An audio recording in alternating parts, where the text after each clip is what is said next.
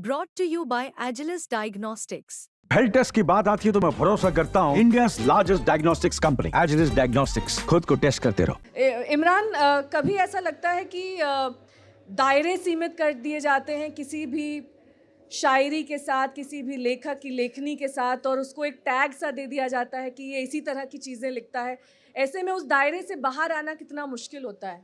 नेहा जी, सबसे जो मुश्किल बात इन दिनों पिछले कुछ सालों में पेश आई है वो ये है कि सियासी लोगों ने साहित्य में घुसपैठ करने की कोशिश की है, साहित्य पे लगाम लगाने की कोशिश की है।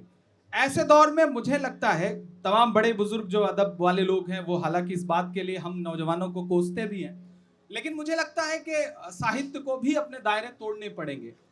बंदिशें तो लगाई जा रही हैं, आवाज़ों को दबाने का सिलसिला भी चारों तरफ दिखाई पड़ रहा है, लेकिन जब सियासी लोगों ने, अपोजिशन ने, या यूं कहूं कि तमाम उन आवाज़ों ने अपने आप को खामोश कर लिया है जिनसे उम्मीदें हैं कि वो बोलेंगे, तो मुझे लगता है कि शायर को तमाम दायरे तोड़ करके बाहर आकर के अवाम की बात रखनी चाहिए। हबीब जालिब ने कभी कहा था कि दो जगहें होती हैं, एक अवाम और एक दरबार।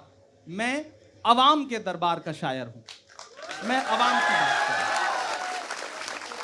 कभी मजहब इसके आड़े आता है? कभी आपका नाम जो है वो आपके आड़े आता है?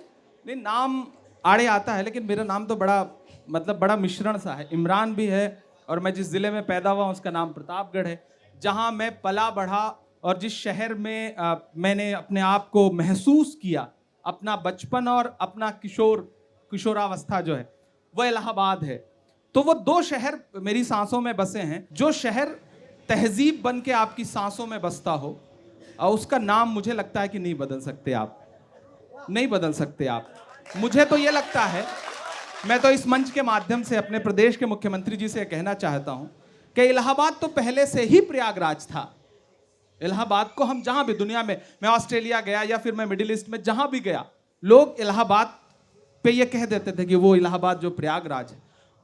दरअसल उन्हें इलाहाबाद शब्द हटाना नहीं था, उन्हें अगर अपनी पहचान या फिर अपनी राजनीति को आगे रखना ही था तो उस शहर का नाम प्रयागराज इलाहाबाद कर देते, तो दोनों तहजीबें भी बच जाती और इस तरह की बात भी ना आती। तो उन्हें इस पे विचार करना चाहिए, क्योंकि ये जो सियासत शुरू हुई है ये गलत है। मैं तो मंचों से ये शेर पढ़ देता हूं कि तुम्हारे पहले बोला है तुम्हारे बाद बोलेंगे। तुम्हारे फैसले बिल्कुल हैं बेबुनियाद बोलेंगे। अच्छा, मैं तरन्नुम में पढ़ देता हूं, मेरे वक्त बहुत कम है, मैं कोशिश कर रहा हूं कि ज्यादा सुना सकूं आपको। तुम्हारे पहले बोला है तुम्हारे बाद बोलेंगे, तुम्हारे फैसले बिल्कुल हैं बेबुनियाद बोलेंगे, भले ही नाम कागज से मिटा दो दिल पे लिखा है, इलाहाबाद बोला था इलाहाबाद बोला। तो मैं इलाहाबाद यूनिवर्सिटी में पढ़ा हूँ, मैं कभी कह ही नहीं सकता कि मैं प्रयागराज यूनिवर्सिटी में पढ़ा हूँ। मैं इलाहाबाद यूनिवर्सिटी में पढ़ा हूँ तो पढ़ा हूँ।